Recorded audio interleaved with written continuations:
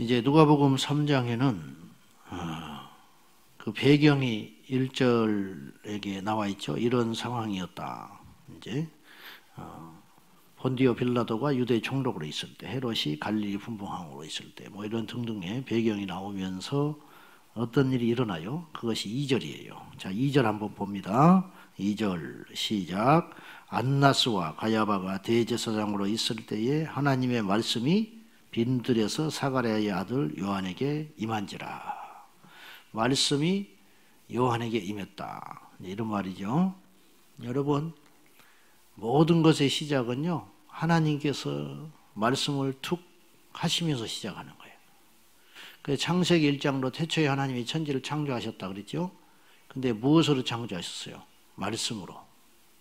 말씀으로 창조하셨잖아요.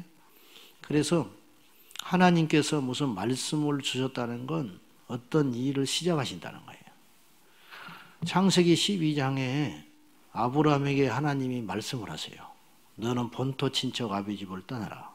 노아에게 하나님 말씀을 하세요. 이 천하의 큰 내가 홍수로 심판하겠다. 말씀하시는 거죠. 이스라엘 백성들이 광야에서 400년 종살이 하잖아요. 그때는 말씀이 없으셨어요. 이게 죽음입니다.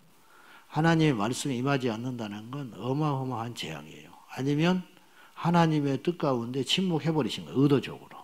400년 동안 태어났고 죽고 한 사람들. 이 사람들은 하나님의 말씀이 뭔지도 모르고 죽는 거죠. 이게 불행한 거예요. 그리고는 이제 400년 종살이를 정식시키기 위해서 하나님이 무슨 일을 하세요? 그 일이 뭐냐면 말씀으로 시작해요. 그러면 호렙산에서 모세를 부르시는 거예요. 요나서 1장 1절에 보면 아미떼의 아들 요나에게 말씀이 임하니라. 그렇게 시작하거든요. 말씀이 시작하면서 뭔 일이 시작되는 거예요. 오늘도 마찬가지입니다. 오늘도. 근데 여기서 이제 아주 중요한 내용이지는 아니지만 하나 상징적으로 이제 우리가 말씀으로 은혜를 받고자 한다면 지금 우리가 2장에서 봤는데요. 요한이 1장인가 2장인가에서 봤죠. 요한이 태어나서 출생하고 나서 어디로 갔냐면 광야로 가요. 어느 정도 나이가 든 다음에 갔겠죠. 뭐 깐나의 나이로 가진 않았을 것이고 광야에 가서 세상과 결별하고 그곳에서 때묻지 않게 살아요. 그래서 어느 날 약대 털옷을 입고 석청을 먹고 살다가 요단강 앞에 나타나는 거거든요. 근데 오늘 보니까 빈들에서 요한이 계속 자라났다는 걸 볼 수 있어요. 그러니까 이때가 이제 30세쯤 된 거예요. 예수님도 30세쯤에 이제 23절에 보면 30세쯤에 공생이 시작하거든요. 그러니까 30세라고 딱 못 받기는 어려운 거예요. 30세쯤, 그래서 대충 그때쯤 이제 예수님이 50세도 안 됐는데 어찌 네가 아브라함과 함께 있었다고 아브라함이 태어나기도 전에 있다고 하느냐. 요한복음에 그렇게 나오거든요. 근데 그들의 눈에 예수님이 50세쯤 보였는지도 모르겠어요.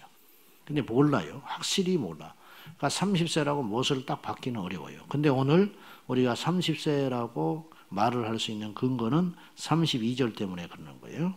예수님이 가르치심을 시작할 때 30세쯤 되시니라. 30세쯤 되셨다. 이건 중요한 건 아닌데 아무튼지 광야의 빈들에서 세례 요한에게 말씀이 임했다. 그러니까 우리도 빈들에 있을 때 말씀을 더 효과적으로 받을 수 있다. 이런 뜻이에요. 그러니까 세상에 있어서 다른 잡소리, 우리 욕심, 쓸데없는 쓰레기 같은 지식들 이런 것들이 우리가 하나님의 말씀을 받기에 방해하고 있는 거예요. 그러니까 제가 심각하게 생각하는 건 이 시대에 저도 그렇게 속을 수 있는데 깊은 묵상이 없는 시대에 살고 있다는 거예요. 그러니까 생각을 안 해요. 그러니까 옛날보다 우리는 지금 훨씬 생각이 적습니다. 생각이 적어. 훨씬 많은 공부를 하는 것 같고 많은 걸 알고 있는 것 같지만 생각에서 나온 지식이 아니고 정보로만 알고 있는 거예요. 정보. 정보의 바다에 살고 있죠. 그래서 깊지를 않아. 깊지 않기 때문에 행동도 깊지를 않아요. 말도 깊이 안 나와요. 그러니까 생각 없이 말을 툭툭 나와버리는 거죠. 그래서 평생 친구가 원수가 돼버리는 거예요. 그리고 뭘 그냥 쉽게 결정해버려요. 뭐 일을 그냥 저질러 버리는 거예요. 그냥 사업해버린다는 거예요. 아침에 도장 찍고 와가지고. 그 뒷일을 생각 안 해. 그냥 눈에 내키는 대로. 우리 인생사에서 제일 중요한 게 결혼이거든요. 결혼도 마찬가지. 신앙도 마찬가지. 그냥 왔다가 어느 날 바람과 함께 사라져버린 성도들이 너무 많아. 너무 많아. 이렇게 신앙생활을 가볍게 한단 말이죠. 이렇게 해가지고는 감당이 안 되는 거예요. 조금만 삐걱거리면 그냥 퍽퍽 쓰러져 버리고. 그래서 광야 빈들에서 세상과 단절하고 하나님 앞에 계속 집중하고 있을 때, 세례 요한은 완전히 맞춤식으로 하나님이 그렇게 키워가는 비밀 병기였던 거예요. 그리고 그때 말씀이 임합니다. 자, 우리에게 말씀이 있나요? 성경만 갖고 다닌다고 해서 말씀이 있는 게 아니에요. 말씀을 듣고 읽으면 뭐예요? 그 말씀이 내 것이 안 되는데, 체휼이 되지 않은데.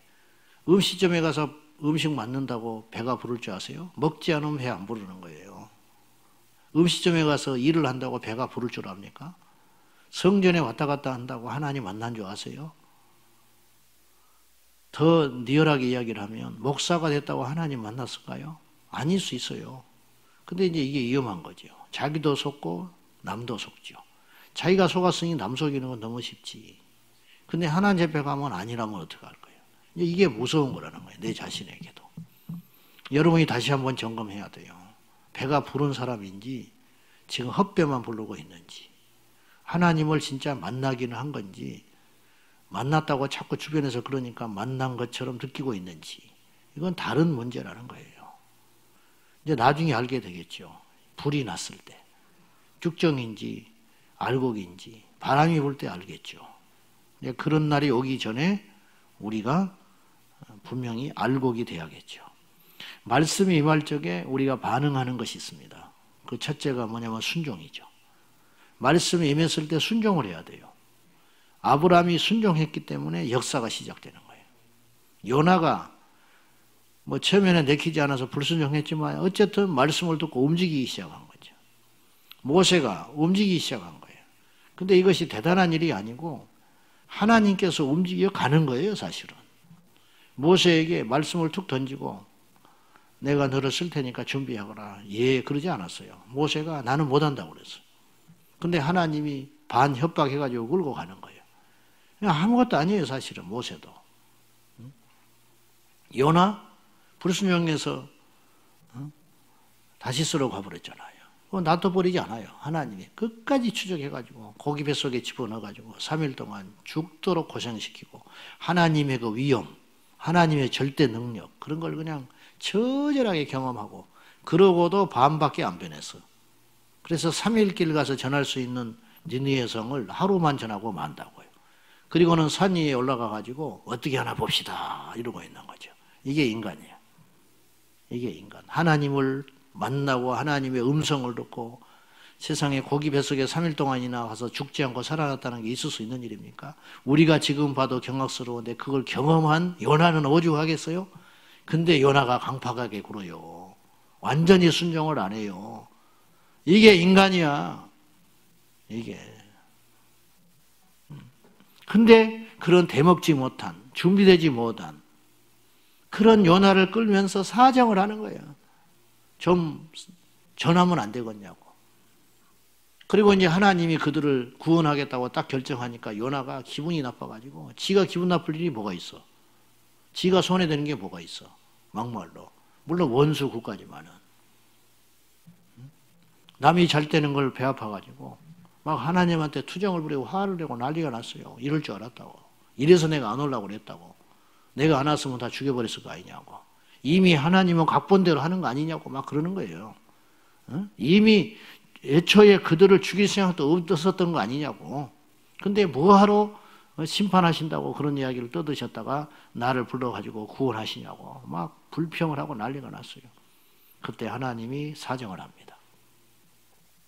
여기는 좌우를 분별하지 못한 백성들과 짐승들이 14만이 넘게 있다. 내가 그들을 사랑하는 것이 어쩌냐? 당연한 거 아니냐? 그리고 끝나버려 요나서가. 요나가 어떻게 반응을 했는지는 모르겠어요. 우리의 몫이에요. 우리의 몫. 자, 아무튼 하나님 말씀이 임할 적에 순종. 두 번째, 기도.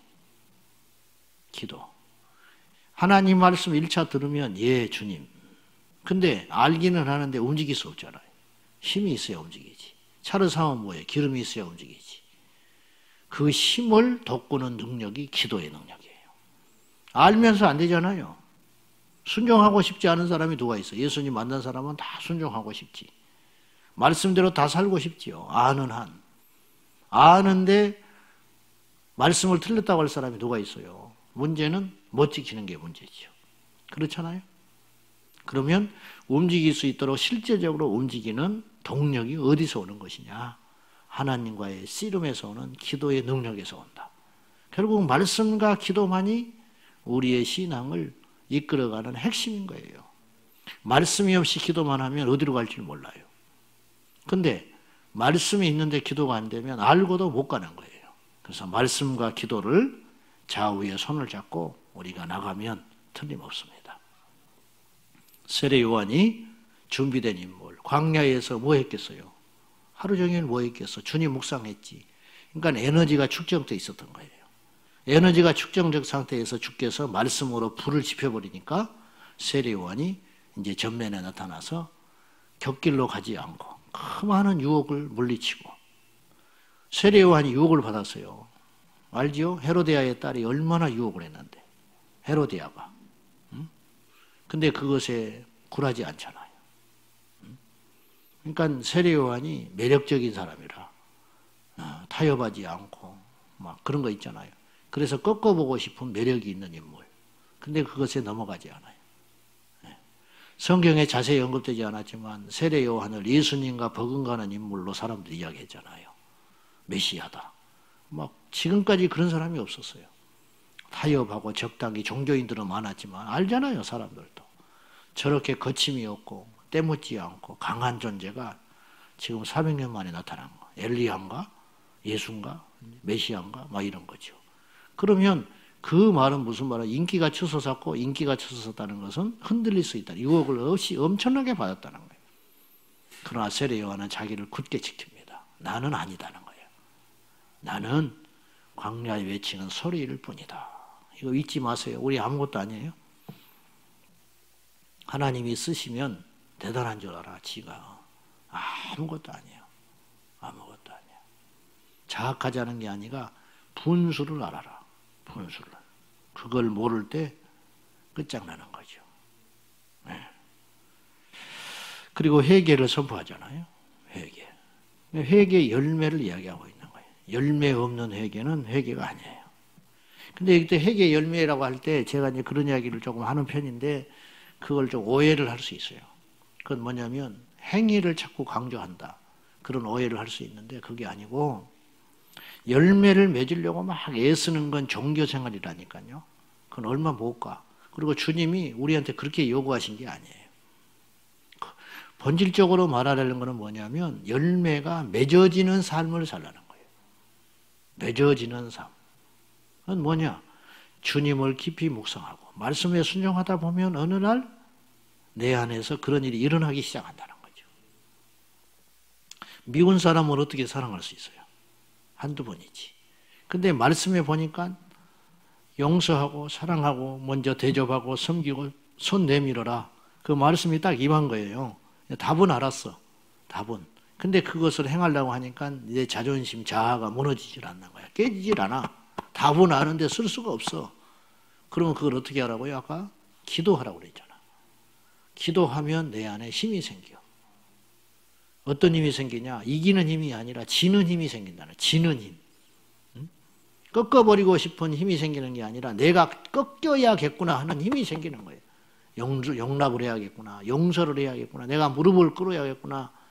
내가 먼저 손을 내밀어야겠구나. 이게 초인적인 힘입니다. 사람으로는 할 수 없어요. 근데 말씀을 알았고 기도를 했고 주님께서 내 안에 그런 동기를 심어줬기 때문에 그것을 할 수 있게 된다는 거예요. 하려고 노력하는 게 아니라니까. 처음에는 하려고 노력한 듯 싶지요. 근데 결국은 못하고 손 들어요. 그때 주께서 내 마음을 꺾으사 어느 날 그렇게 되어가고 있는 내 자신을 보는 거죠. 그래서 변해 가는 것이지 변하려고 애쓰는 게 아니다. 이걸 오해하시면 안 돼요. 근데 내가 죄를 버리고 내 인생의 주인을 예수님으로 바꾸면 된다는 거예요. 은혜를 받으면 됩니다. 성령을 받으면 됩니다. 믿음이 내 안에 축적이 되면 된다는 거예요. 네. 돼요. 자, 그래서 주님이 이제 세례 요한이 소개하는 예수님은 단순한 사랑만 베풀고 은혜를 베푸는 분이 아니라 17절 말씀 봐요. 17절 시작. 손에 키를 들고 자기의 타작마당을 정하게 하사 알곡은 모아 곳간에 들이고 쭉정이는 꺼지지 않는 불에 태우시리라. 누가? 주님이. 예수님이 그렇게 한다. 예수님이 그렇게 한다. 사람들이 요한을 보고 그리스도인가 그렇게 궁금히 생각했어요. 그때 아니다. 나는 너희들에게 물로 세례를 주지만 나보다 뒤에 능력이 많으신 분이 오는데 나는 그분을 신발끈 하나도 묶거나 풀 수가 없어. 나는 아무것도 아니야. 근데 그분이 와서 하시고자 하는 일이 뭐냐면 손에 키를 들고 자기의 타작마당을 수확하사 마당에다 깔아놓고 두들겨 가지고 그곳에 알곡은 곳간에 들이고 쭉정이 갈아지는 필요 없으니 영원히 꺼지지 않는 불이라고 그랬죠. 꺼지지 않는 불이 뭐예요? 이 세상에 꺼지지 않는 불은 없어요. 결국은 꺼져. 산불도 꺼져. 시간대 다 태우고 나면 꺼지잖아요.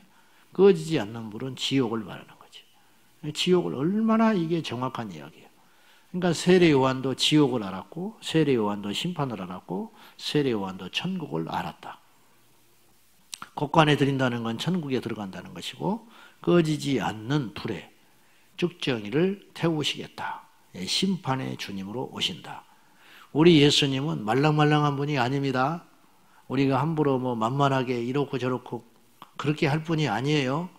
그분은 심판주요 하나님이세요. 그 크고 강대하신 하나님이 우리 가운데 육신으로 왔다는 것 자체가 기적인 것이죠. 그 큰 기적을 우리가 알고 겸손해야 합니다. 그리고 이제 아까 언급했던 대로 30세쯤에 공생애를 주님이 시작하셨습니다. 그러면서 이제 23절 이하의 족보가 등장하는데 마태복음에서는 1장의 족보가 나오고 누가복음에서는 3장의 족보가 나오는데 아시는 대로 이 족보가 차이가 있습니다. 내용의 차이가 있는 게 아니고 기술의 방법에 있어서 차이가 있어요. 마태복음은 예수님으로부터 시작하여 하나님으로부터 시작하여 아담에서부터 쭉 예수님의 탄생까지 밑으로 내려와요. 이걸 하향식 족보라고 그래요. 하향식 족보. 밑으로 쭉 아담에서부터 예수님에게까지. 근데 누가복음은 거꾸로 예수님의 탄생부터 위로 올라가요. 아담까지 올라가. 이걸 상향식이라고 그래요. 상향식 족보로 기술을 했고 마태복음에는 하향식 그런 방식으로 족보를 기술을 했었다. 이렇게 해놨어요. 그런데 마태복음에 보면은 좀 흥미로운 사실이 나오는데 마태복음에는 여인 5명이 등장하고 족보 중에 그 다음에 나중에 기회가 되면 마태복음을 한번 읽어보세요. 이제 우리는 이제 마태복음을 넘어서 누가복음으로 바로 왔으니까 당분간은 마태복음을 강의할 계획이 없습니다. 근데 보면은 그 족보를 세 꾸러미로 나눠놨어요.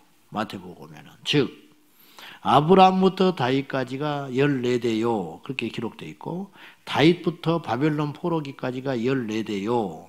그리고 포로기부터 예수님이 이 땅에 오실 때까지가 14대요. 그렇게 묶어 있어요. 14대, 14대, 14대. 14대 손으로 3개씩 묶어가지고 아브라함에게서 다윗, 다윗에게서 바벨론, 바벨론에게서 예수님의 탄생. 이렇게 14대로 딱딱 맞췄다니까요. 여러분, 누구만 할 수 있을까? 하나님만 할 수 있어. 그 중에 하나라도 틀어지고 죽어버리고 없어졌으면 끝장인 거지. 저는 우리 하나님이 죄송한 표현이지만 짓궂으시다 싶어요. 짓궂어. 이걸 누구 할 수 있을까? 근데 이것도 묵상을 하면 굉장히 큰 의미가 있고 은혜가 되는 거예요. 주님만이 할 수 있어요. 이걸 사람이 상상이나 합니까? 14대, 14대, 14대. 왜 이렇게 했을까? 하나님이 믿으라는 거예요. 믿으라. 이걸 누가 했겠냐? 이렇게. 상상이나 하겠냐? 구약 성경을 치열하게 어제도 제가 잠깐 언급했어요. 하나님이 말씀을 딱 던져놓고 그분은 할 수 있어요. 전지전능하신 하나님. 모든 것이 하나님의 뜻대로 되고 있어요. 지금 뭐 이러쿵 저러쿵 뭐 교회가 어쩌다 저쩌다 뭐 코로나가 어쩐다 저쩐다. 주님 보실 때는 우리에게는 굉장히 심각한 일이고 이게 생과 사를 경제적으로나 여러 가지로 막 한 나라가 이대로 가면 없어지지 어찌 뭐 그런 큰 폭풍 전야 같은 상황이지만 그 모든 것은 주님의 뜻 안에서 이루어지고 있는 거예요. 마귀 지까지 게 뭔데? 세상의 통치자? 아이고 지가 뭔데? 누가 세웠는데? 에? 누가 세웠는데? 근데 막 너무 하나님을 함부로 하는 것 같아. 하나님이 안 계신 것 같죠? 택도 없는 소리예요. 하나님의 역사 가운데 우리가 들어가 있는 거예요, 이미. 그걸 인정하지 못하고 어리석은 인생이 알지 못하는 것뿐이에요. 우리 예수 믿는 성도들이요, 기죽을 필요 없습니다.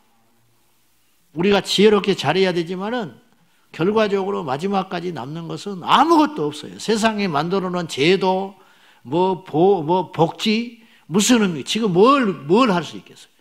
막판에 가면 결국은 하나밖에 안 남아요. 주님의 능력밖에 안 남는 거예요.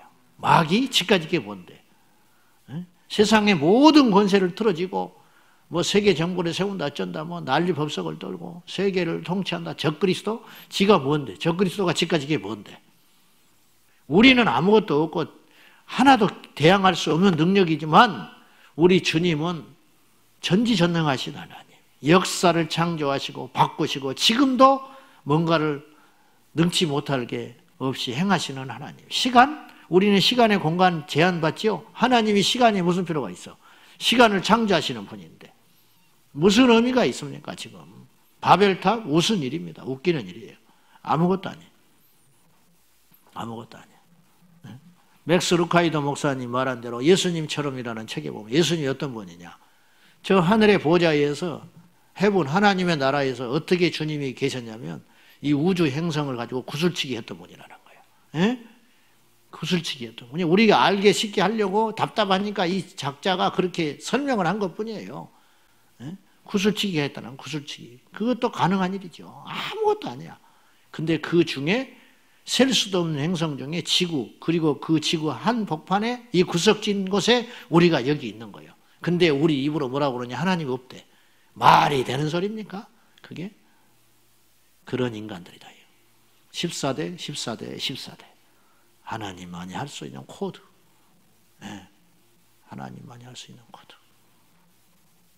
그런 일이 성경에는 많이 있어요. 사실은 몰라서 그렇지. 마지막으로 내가 이 이야기 하나 하고 마칠게요. 자주 이야기했는데 100주년 기념교회 은퇴하신 이재철 목사님이 옛날에 이런 간증을 하셨어요. 설교 시간에.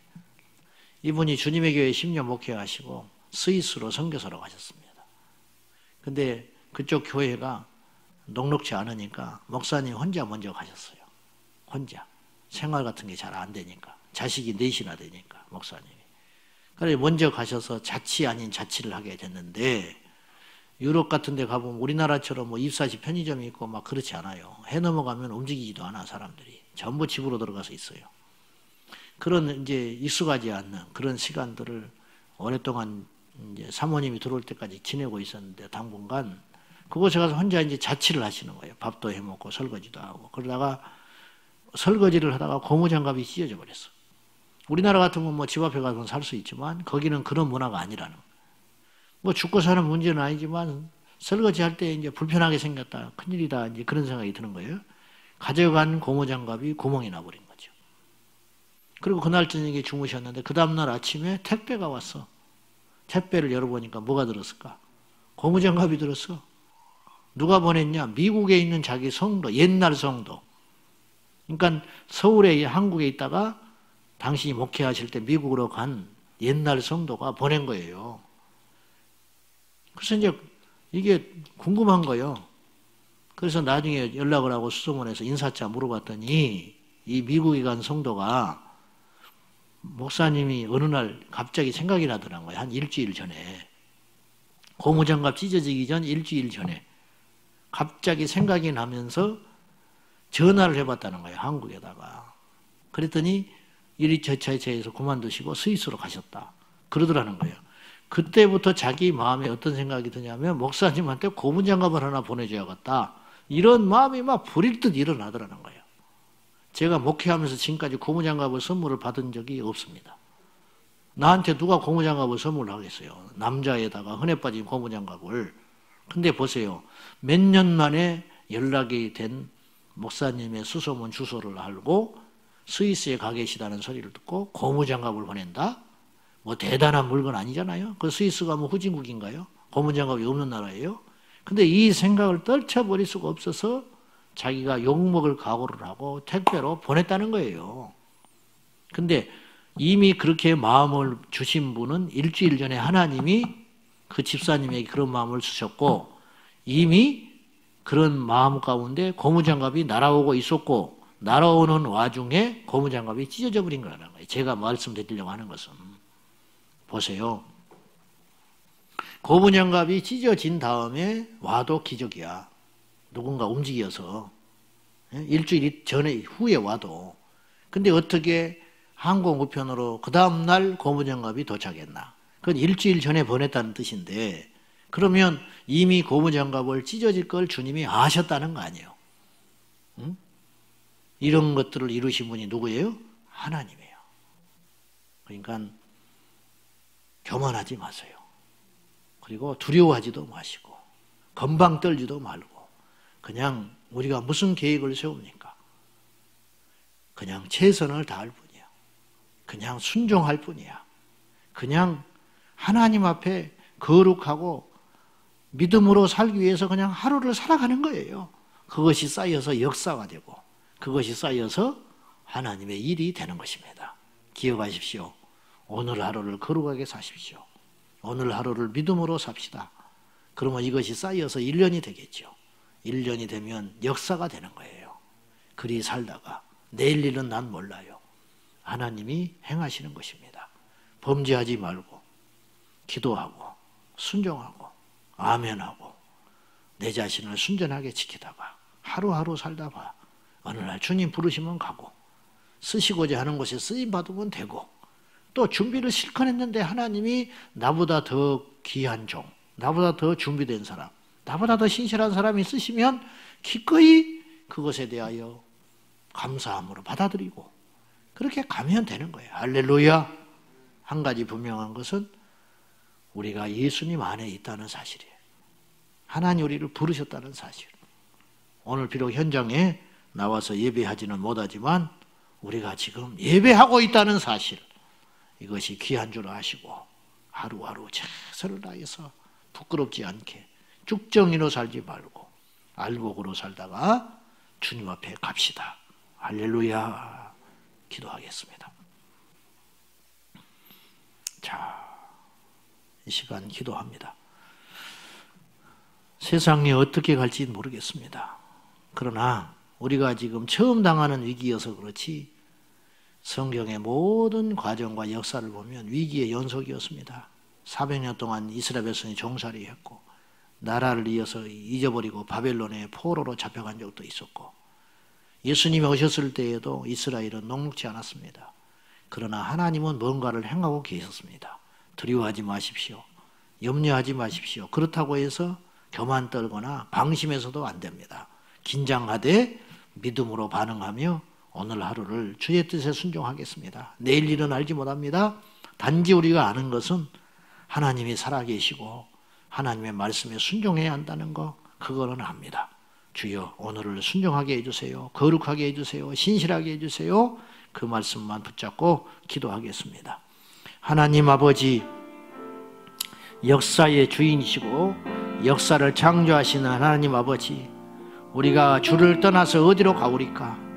우리가 주의 얼굴을 피하여 어디로 숨을 수가 있겠습니까? 우리가 주님의 모르게 비밀이 무엇을 할 수 있겠습니까? 주님은 모든 것을 아시고 주님은 모든 것을 보시고 주님은 모든 것을 행하고 계시는 줄로 믿습니다. 하나님이 보이지 않는다고, 하나님이 안 계시다고 어리석은 인생들이 말씀을 부정하며 살아갑니다. 주님, 이 땅의 교회들을 보십시오.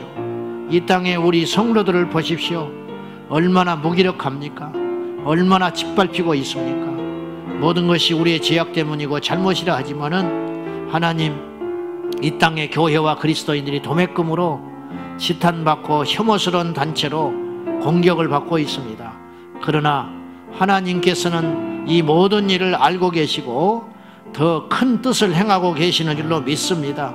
이스라엘 백성들이 수치를 당할 때, 이스라엘 백성들이 우상에게 짓밟힐 때, 이스라엘 백성들이 세상의 권세에 신음하지 못하고 있을 때에도 하나님은 뭔가를 행하고 계셨습니다. 주여, 우리를 돌아봐 주십시오. 우리를 불쌍히 여겨 주십시오. 하나님, 회개합니다. 용서해 주십시오. 다시 한번 기회를 주시고 예배의 영광을 허락하여 주시고 복음 증거의 영광을 허락해 주시고 전도의 영광을 허락해 주십시오. 주님, 답답해 죽겠습니다. 주님, 힘들어 죽겠습니다. 도와주십시오. 먹을 음식이 없어서가 아닙니다. 물이 없어서가 아닙니다. 예배를 못 드리고 있으니 죽겠습니다. 마음껏 찬양을 하지 못하니, 마음껏 성전에 와서 기도를 하지 못하니 죽겠습니다. 우리 성도들을 마음껏 만나지 못하니 죽겠습니다. 도와주십시오. 답답한 우리를 불쌍히 여겨주시고 속히 이 재앙과 굴레에서 벗어나서 하나님께 마음껏 찬양하는 날 오게 하여 주십시오. 마음껏 집회하는 날이 오게 해 주십시오. 도와주십시오. 진노를 푸시고 불쌍히 여겨 주십시오. 아버지 하나님 믿습니다. 역사의 창조자이시고 역사의 주관자이시고 역사의 심판자 되신 하나님을 찬양합니다. 아버지 하나님, 하나님 허락 없이 무슨 일이 일어납니까? 하나님 모르게 무슨 일이 일어날 수 있겠습니까?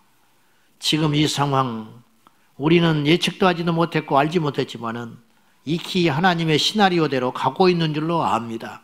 비옥기는 우리가 쭉정이 되어 영원히 꺼지지 않는 불에 심판받지 않게 하시고 알곡되게 하여 주시옵소서. 아버지 하나님, 우리를 돌아봐 주십시오. 불쌍히 여겨 주십시오. 심히 답답해 죽겠습니다. 정말로 힘들어 죽겠습니다. 예배를 마음껏 못 드리니 죽겠습니다. 성도들을 만나지 못하니 죽겠습니다.